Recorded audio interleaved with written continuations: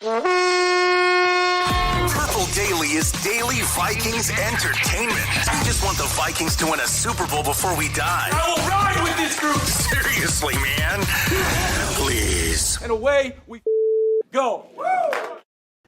Breaking news. We have a 53-man roster.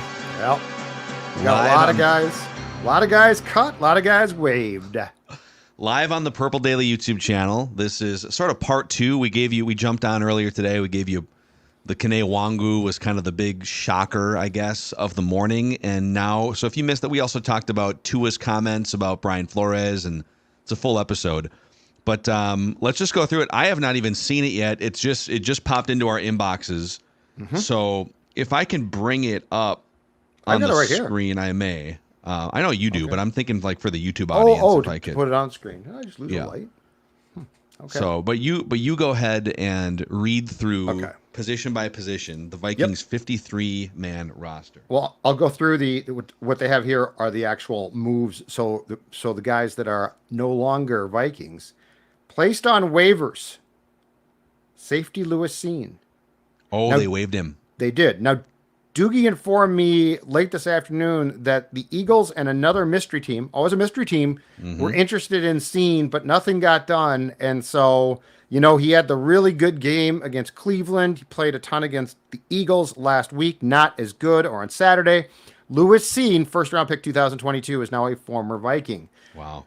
Also placed on waivers, as we talked about on episode 1 of today's Purple Daily, Kene Wangu. Cornerback Nishan Wright, acquired from the Dallas Cowboys for Andrew Booth Jr., has been waived. Outside linebacker Andre Carter II, priority UDFA last year, is probably going to be re-signed to the practice squad unless he is claimed. Offensive lineman Henry Bird. Guard Tyrese Robinson, who, according to Doogie, was told that he was very close to making it. They used Tyrese a lot. It's clear that they liked him. I think they're hoping to get him through to the practice squad, but he might be a guy, might be on the fringe of being claimed. Wide receivers, 3 of them are gone. Lucky Jackson, Jashawn Jones, Thayer Thomas, Jaquelin Roy, not surprisingly, as was reported, I think, by Tom Pelissero, our NFL Network buddy. Defensive tackle, he is gone. Linebacker Dallas Gant, and edge rusher Bo Richter. So those are the guys placed on waivers. Terminated contracts. So these are veterans who can now immediately sign elsewhere. They can also return to the Vikings practice squad if they so choose. Tight end N'Keal Harry. Cornerback Duke Shelley. Running back Myles Gaskin. Defensive back Bobby McCain. Defensive lineman James Lynch. Tight end Robert Tunyon. And defensive lineman Jonah Williams, which is interesting because he got a bunch of run with the first team during the course of the training camp practices, but he has also had his contract terminated. The Vikings waived wide receiver Malik Knowles with an injury designation, which means that they had to come to an agreement because you can't just flat out waive a guy who's injured. As we knew, TJ Hawkinson was left on the PUP list, must miss 4 games. The Vikings also placed linebacker Jordan, it's Kunaszzyk. I won't butcher his name. Naga. And I don't have the pronunciation guide. He's been placed on IR. Kunaszczyk, right? Kunaszczyk. Season is over. Kunaszczyk. Now he might be a guy who gets healthy and then gets waived off the IR. But his season is technically right now done. And then, as we also talked about, 2 players, the new rule, placed on the IR, designated to return, rush end, and Phil Mackey's favorite, Gabriel Murphy, and guard Dalton Reisner. So, 2022 first-round pick Cine is gone. Interestingly enough now, that means that for now, Brian Asamoah survived. Doogie said that they were shopping him and that he still might be traded, but he was kept on the 53. And the same thing, don't know if he was being shopped. There were rumors out there. Cornerback Caleb Evans, for now, remains on the 53. So, again, and we're waiting for you just gave us all the cuts. Yep, and I think the math works out here. We're waiting for the official depth chart in 53. But according to some other reports here, Alec Lewis from The Athletic Dwight McGlothern, undrafted rookie free agent, has made the 53. The highest graded player defensively in the preseason for the Vikings on PFF, defensive tackle Taki Taimani, really impressive preseason, 6'3", 330-pound monster defensive lineman. Yeah, huge. That's some football for you right there. Undrafted free agent out of Oregon. Darn right. Has made the team. And I believe that means Levi Drake Rodriguez, 7th-round pick, has also made the team. Yes. On-air production meeting, if you go to Vikings.com, call up the roster and hit the positions, it will positionally sort out. And I'm trying to see if the cuts are all done. No, they're not. I don't think they are. Unfortunately, they weren't 5 minutes ago. Okay. It looks like they're still not. I thought that they were. Because once that happens, we'll pop it up, hopefully, for the YouTube audience. But yes, exactly right. So the biggest surprise, I'm going to take the word surprise out of it. The most noteworthy cuts, Kene Wangu, which was a surprise. Lewis Cine, noteworthy because he was your first-round pick 2 years ago. Exactly. But not a surprise. Yep. So let's do a second here on Lewis Cine. You know, they apparently tried to find a trade partner, I'm sure, at various points this offseason, and specifically the last couple days. Doogie had floated the Eagles as a team. They were hoping to save like $1.75 million to the cap, but at the end of the day, Lewis Cine, first-round pick, 2022, winds up being one of the biggest busts in Vikings draft history. Right? Is that hyperbole? Like from two he'd be up years, there. trade back 20 spots. Yeah. To draft him. First-round picks. Yeah. The leg injury definitely is part of this story as well. He can't be the same player he was physically a couple years ago, but by all accounts, it wasn't necessarily his like physical inability to play safety. It was other things, whether it was retention of the scheme. The Vikings also have some talented players that are just above him on the depth chart, but that's the headline out of this is Lewis Cine is not on the Vikings 53-man roster going into year 3 of his career. Yeah, and so I think this is attributable to a few things. First of all, we don't know, like we know that Kwesi Adofo-Mensah traded back, okay? I still don't know to this day who said we got to take Cine. Doogie has told us before that I think it was the Buccaneers who were right behind the Vikings early in the second round, Tampa Bay was, and that they liked him and that the Vikings liked him too. But I also think that this is a situation where, you know, you look at Brian Flores clearly does not have time for guys he doesn't think fit, right? Yeah. Like I think the Donatel scheme was, hey, he's going to fly around deep safety. It's going to work. And then Flores got here and, you know, I got a lot of pushback throughout the course of 2023 about, well, he was hurt. His leg was broken. What do you expect? Give him a year. But when he just flat out wasn't dressing for games and he wasn't being placed on a list, an injured list of some sort, it became pretty crystal clear. And then when he played the entire game, every snap plus about 15 special team snaps at Cleveland, like they were desperately trying to shop him, if nothing else, to shed the salary cap hit that they now have to take. It's not huge, but they were trying to get rid of that. But yeah, I think you're right. I think that this goes with, just off the top of my head, Erasmus James, Williamson, right? As far as first-round picks, I mean, heck, you could probably put Ponder because he was a quarterback. But if we were to go back to the last 20, 24 years now of Vikings first-round busts, Cine definitely qualifies. Yeah, I mean, he to your point, he joins the list that we reminisce about. The whiffs. Now, the Vikings have also had some incredible first-round Hall of Fame level hits too, but this as we sit there during the offseason on Purple Daily every year doing our fun offseason rankings, I mean, Lewis Cine will at some point, maybe next summer, be part of a 10 worst first-round picks ever discussion on Purple Daily here. Just moving through here. So that means Jaron Hall has made the 53-man roster as third quarterback. So Sam Darnold, Nick Mullins, Jaron Hall. On the cut side of the fence, and you went through these names, but let's just pause on a couple of them. Sure. Jonah Williams, veteran defensive lineman. The Vikings have decided, because they had some veterans and some guys with experience in the room, But they've decided, at least the initial 53, that 2 undrafted free agents from this year's class are going to be in the defensive line room. So Levi Drake Rodriguez, 7th round pick, and then Taki Taimani, we just mentioned him, 300, depending on how many carbs he had in the morning, either 315 or 320 pounds ish, 6'2" ish. Yep. I love this. And again, these guys have to prove it outside of preseason and training camp, but take the young guys with motors who are 23 years old, 24 years old, put them on the 53. Some of the, that defensive line room, defensive tackle room is full of guys who we kind of know who they are, just a bunch of Jags. Mm-hmm. So I love it, man. Reward these guys who've been awesome. It's, you have one really known commodity in that defensive line room, not counting edge rushers. It's Harrison Phillips. And maybe there's, you could maybe make a case for like Jonathan Bullard, but I love because it kind of felt like, are they going to maybe keep Levi Drake Rodriguez, maybe Taki Taimani, to keep both of them at this juncture? This could change in 48 hours. Right. I love that decision, Judd.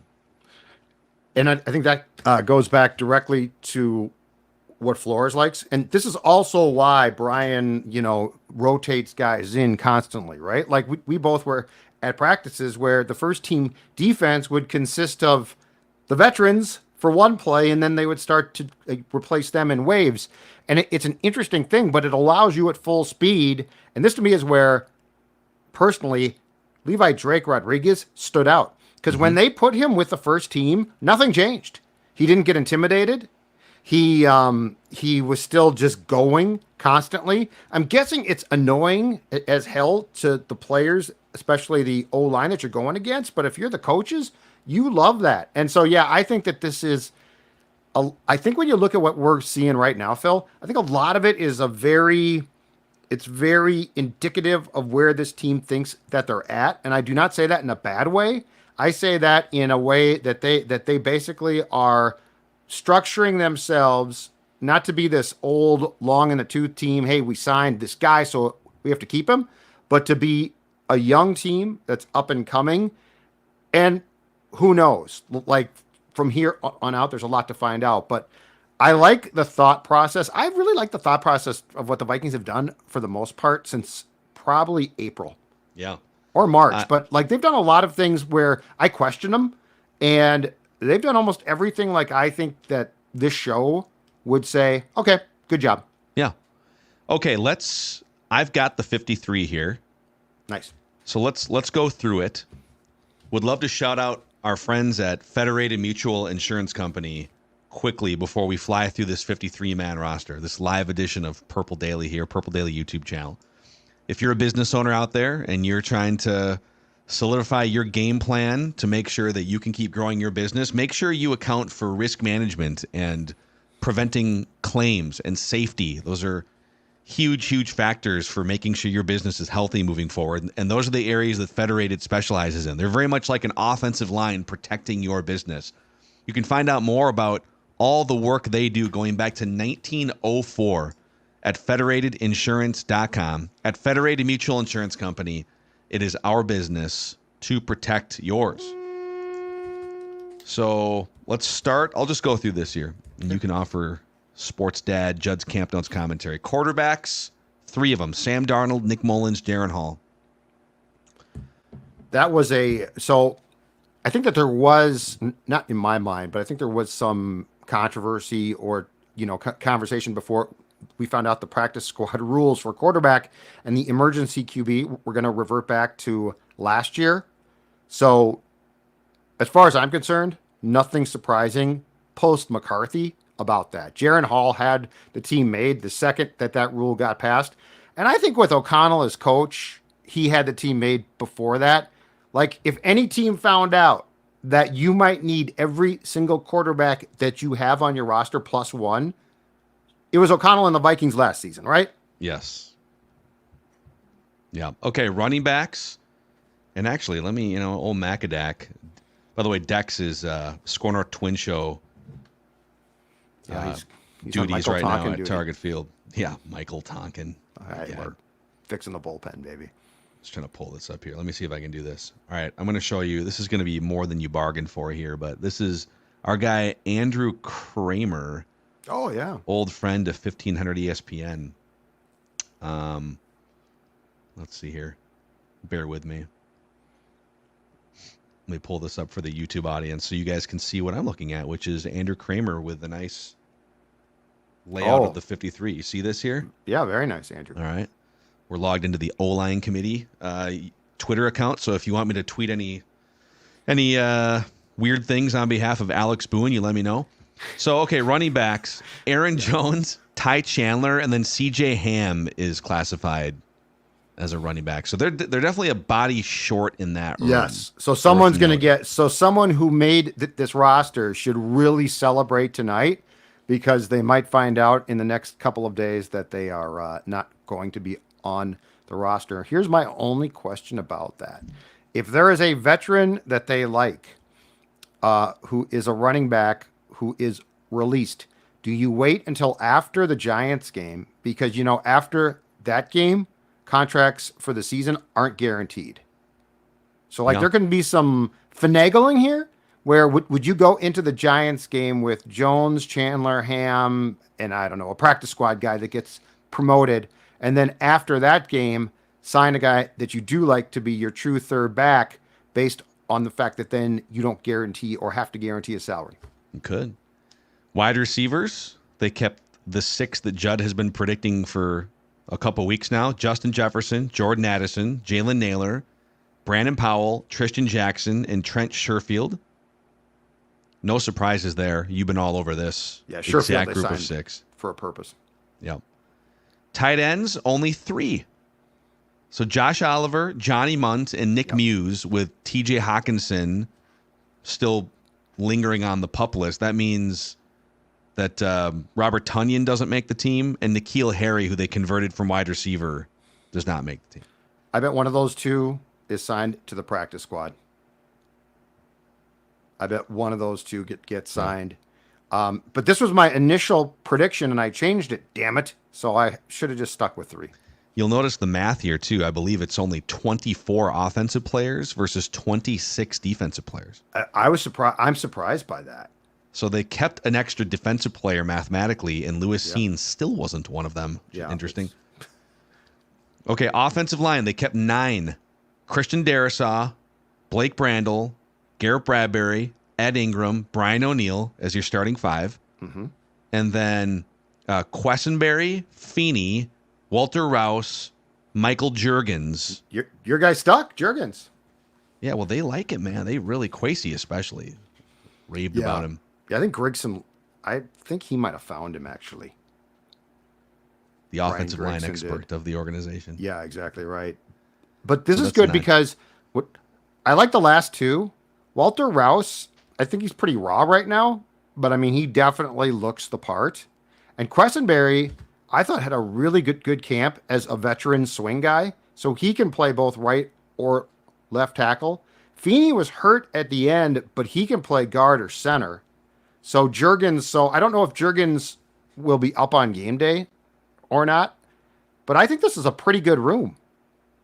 We always complain about this room. The offensive line sucks. I actually think this is a decent room. It's definitely not the Detroit Lions offensive line room, which is the best in the NFL. And there's definitely questions at both guard spots, but it feels like they've got some guys that could step in. I mean, Feeney, it really depends too on Reisner. Like, is he the 10th guy here? Is he a legitimate backup or fallback option once he gets back? Or are they just going to wind up after the first 4 weeks saying goodbye to him? He's not eligible until a month into the season. If Ed Ingram can take the same type of step this year that he did last, I think he's a very serviceable guy. I'm not saying he's great, and I'm not saying that he can't be replaced eventually, but he was brutal as a rookie, took a step, was not great, but was not a train wreck in 2023, right? Mm-hmm. If he could take that next step, I think he becomes a very, I think we bitch a lot less about him. Yeah. Okay, let's go to the defense here. Outside linebackers, or edge rushers, as they are known: Jonathan Grenard, Andrew Van Ginkel, Dallas Turner, Patrick Jones II, Jihad Ward. Jihad Ward, big dude. massive dude. He's the biggest body of all these guys. Yep. Can flip to the inside on pure passing situations. And then obviously they still have Gabriel Murphy, as we talked about earlier, on the short-term IR. And then maybe they sneak Andre Carter and or Bo Richter onto their practice squad for a couple extra talented developmental bodies. Mm-hmm. But I like this room. Well, and it's very much designed now, I think, to what Flores wants. Like Grenard, Van Ginkel, and Turner, look at them, and we've discussed this before, but I mean, they are not the type of edge guys that we have seen previously. Now, keep in mind, in fairness, too, they converted to a 3-4 from a 4-3. So, like, Hunter was a 4-3. Patrick Jones, the second, drafted as a 4-3 guy. Those guys are naturally bigger. This room now, it's lacking Hunter, who's a great player, but I would argue that it's more tailored to what Brian Flores wants to do, and there's a lot of speed there now. Grenard, Van Ginkel, and Turner especially, you're going to have guys that they might not overpower you as an O-lineman, but they might fly by you. Defensive line, so the down linemen, the interior guys, Harrison Phillips, Jonathan Bullard, Jerry Tillery, so those are your veterans, and then Levi Drake Rodriguez, Taki Taimani, and Jalen Redmond. Shout out to Forno. Tyler Fornish yesterday called this. Redmond, he loved him. He loved him on Meat and Potatoes. He broke it down. It was fantastic. But I said, really, you think so on that one? He's like, yeah, man. He said he didn't flash because he's doing all of the crap that allows guys to flash around him. Turned out to be exactly right. And Phil, to go back to what we talked about before, when it came to the bottom of the room for the offensive line, look at the last 3 names here. All kids. All young guys. So you're not recycling guys. You're actually, and you know, one of those 3 could be cut tomorrow. But your thought process I love, which is, again, you are into player development too. You're taking 3 guys that you like a lot.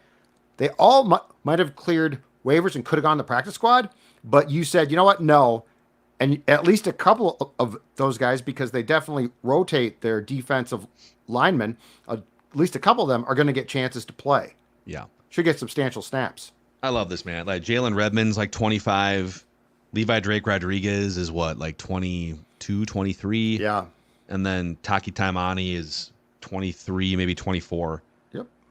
Redmond undrafted by the Panthers, I believe, a year ago. And then Taki Taimani undrafted. So, guys that were definitely not day 1, day 2, but they've shown motor, they've shown aptitude, and let's some young, fresh blood. Maybe one of them pans out to be a roster mainstay over the next couple of years. So I like it.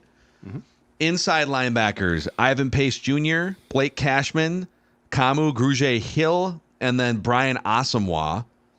Kind of feels like that might be a 3-person room at some point. Maybe Asamoah gets traded in the next few days before week 1, or maybe it's a 4-player room even if Asamoah does get traded. But I would think at some point they might take 1 count off the defense and add a running back on the offensive side. So we've got to kind of figure that out as we do this number crunch. I think it stays a 4-person room. My question is, are they going to try and pluck a guy that they consider a better special teams player than Asamoah, who's not bad, but like that would be the one thing I don't think have right now from the interior linebacker spot is the Troy Dye type of guy who was really good on special teams. You didn't necessarily like playing him on defense. So I think that probably set as a 4-person room. I don't know that those are the 4, and Asamoah, to me, if they can trade him, they definitely will, because this goes back to the talk about draft picks. If you can get a conditional late round pick in your team with 3 draft picks right now for 2025, you take that in a heartbeat. Mm-hmm. And then defensive backs. Kramer just has them all bundled as a group of 11 here. And there's definitely some cross training with a couple of these guys, but Harrison Smith, Josh Metellus, Cam Bynum, Theo Jackson, Jay Ward, And then, so those are your safeties. Mm-hmm. And then Stephon Gilmore, Byron Murphy Jr., Shaq Griffin, Caleb Evans, Fabian Moreau, Dwight McGlothern as your cornerbacks. Six cornerbacks, 5 defensive backs. Jay Ward has cross-trained at cornerback for a big chunk of training camp. Right. And I think he's probably free of that now, barring injuries, because of the fact that they have. So your starters at cornerback against the Giants in week 1, Gilmore is my guess, Griffin, or I'm sorry, in the base I bet it's Gilmore and Murphy, and then I bet that Griffin comes in outside on the boundary in nickel. McGlothern does a couple of things. One, he proved that he can play cornerback. 2, he replaces, I think, to a large degree, Najee Thompson, who was an absolute special team stud. Like, he'll be the gunner on punts. So the McGlothern thing is twofold. One, the dude had a really good camp just playing cornerback, which is invaluable. But 2, the Najee Thompson loss actually does hurt. Yeah. Because if you recall, that guy was getting down on special teams and making tackles and was really, really good. So if McGlothern can replace Thompson in that role, at least early in the season, I think that becomes a huge, huge plus. Because if they don't have that type of player, I don't know that they have necessarily another guy to fill the role that Thompson played. And then 3 specialists: Big Leg Bill, Will Reichard, Ryan Wright, the punter, and then Andrew DePaula, your long snapper. All those guys, 2 of them were in competitions, air quotes, at some point during camp, and those obviously ended in the past few weeks. So that's your initial 53. They're going to solidify a practice squad here in the next 48 hours. And there could easily be another move or 2 on the 53 if somebody else is, if somebody else, another team threw a player out on waivers that the Vikings like, they can make a claim. There could be a trade. So this doesn't mean it's the 53 that goes into week 1, but it's the 53 that comes out of training camp. There are currently right now with cuts done where teams had at least 90 guys down to 53. There are currently at least 1,184 football players on the wire. 1,184 guys who were told your services are no longer required. Get out of our locker room. Here's your goodies. See you later. So like this gets intriguing now, because while I'm sure that you have some ideas of guys that were cut that you like, to what you just said, you're trying to set your practice squad. Yeah. You're trying to ordinarily set that with guys from your team. And then I think we talked about this on episode 1 of PD today. What will happen in the next couple of days is teams will try to cut guys to sneak them through, because teams have set their 53 and practice squad. Yeah. So there is the next 48 to 72 hours will have some real football trickery coming. Oh, interesting update from Jacina Anderson here. Dalvin Cook visited with the Cowboys today, and the visit is now over. My understanding, though, is Cook looked good and in shape, according to a source. Yeah, I saw something of him working out last night. I did too. Yeah, and he looked chiseled. And the I forget who tweeted it, but the reasoning was that a year ago he was coming off the injury, and so he couldn't work out fully, and he was not in the greatest of shape, and now he could. And I have seen some tweets saying, bring back Dalvin. I'm okay if you don't bring back Dalvin. Oh, here's another note. So while the Vikings did cut Nahshon Wright, did you say this already? Andrew Booth has made the Cowboys 53-man roster. After that preseason game? Yes. He did look good in game 2. I told you this. I saw him playing against the Raiders, and he looked good. Now, he did get beat on a few occasions, but immediate tackle, decent play, very active. But then I saw the highlights from last Saturday, and it was a gong show. Dude, it was. At one point, there was an offensive play buzzing by down the field, and he was the last line of defense, but he was running. He was coming from the bench. He literally came from off the field to chase the play. Super weird deal, but good for him. Andrew Booth Jr. found a home in Dallas. We'll see how long that lasts. Zimmer. You think Zim's patience is going to be super high? The first time that actually happens in a regular season game. Yeah. It could definitely have been general manager Jerry Jones, too, saying stubbornly, no, we acquired this asset. Yeah. I'm going to keep him on the 53 to validate my trade. So there it is. All right.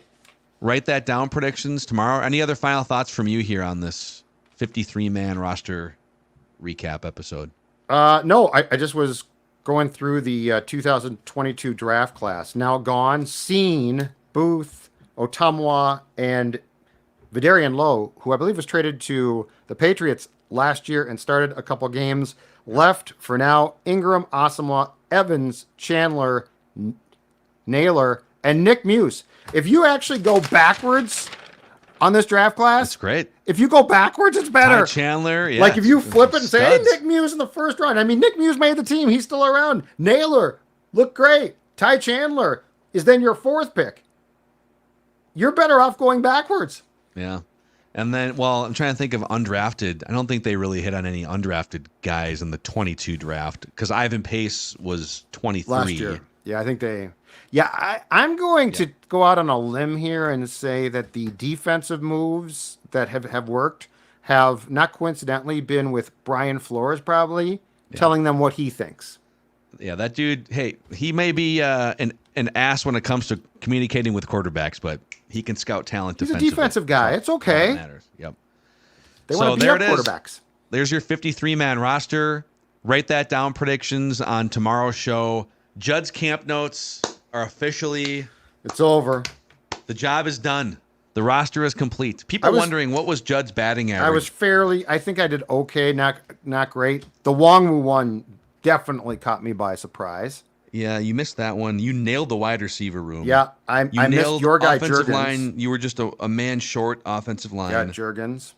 You cut. I mean, everyone whiffed on the defensive line room because Jonah Williams. You had 4 of them, but then. Yeah, Jonah Williams I whiffed on. Or no, you had. Did you have 4? No, you had him keeping Levi Drake, so you nailed that one. Yep. Nice job. Thanks. And then you also had him keeping McGlothern, so you nailed that one. Pretty good. I think I missed on like 4 guys, right? Pretty good. I think I missed on 4. Yeah, it's not perfect though. Still some work to do for. Oh, no question about it. Judd's No Camp question Notes. about it. And I just hope that the Vikings can get this right next year. Judd's camp notes were perfect. To align with Judd's camp notes. Yes. I'm gonna call KOC right now. Wow, See what happened. 3,000 of you hanging out live at the end of a 53-man roster unveil. So thank you guys. Do you If like this haven't team now? Click the subscribe button, please, by the way, for the YouTube channel. Like what's your thought? 8-9 wins. 8-ish, depending on how many turnovers and Sam Darnold. I'm bullish on... It feels like the over. 6.5, hammer the over for me. I'm bullish on the philosophy. I really like the philosophy. Hang on to some young guys. Mm-hmm. Cut your losses. Like, we can joke and rip the 22 draft class as much as we want, but I'd far prefer that Cine is gone today than to be like, well, our pride, we can't do that, right? Yeah. Like, I like the philosophy here. I don't even know, like, the wins. I probably am inclined to agree with you, but I don't even know that I'm thinking about the wins. Like, when I see what they kept, I'm like, okay, I can see what they're doing here. They're not trying to milk a bunch of vets, right? Like, oh, we can get another win if we keep this guy. I think it's pretty smart. Although, I mean, they're not trying to milk a bunch of vets, but they did bring in and keep Fabian Moreau, Stephon Gilmore. Well, there's a couple of those guys. Okay, but the cornerback Gilmore's room... good still. The cornerback room and potentially, although they did keep 3 young guys, the cornerback room and defensive tackle room are works in progress. Yeah. Like, I've said that the whole time. I mean, Gilmore is literally there to stop the hemorrhaging for a year. Yeah. So and to fortify and to get a look at the future in those rooms, they wound up keeping 3 undrafted free agents and a 7th-round pick. Yep. And I love it. And if McGlothern can play, who says he doesn't play? Yep. So, all right. He's the sports dad. Judd's camp notes. Great job over the past few months helping us get to a 53-man roster Get that here. sunscreen off. This is daily Vikings entertainment. We just want the Vikings to win a Super Bowl before we die.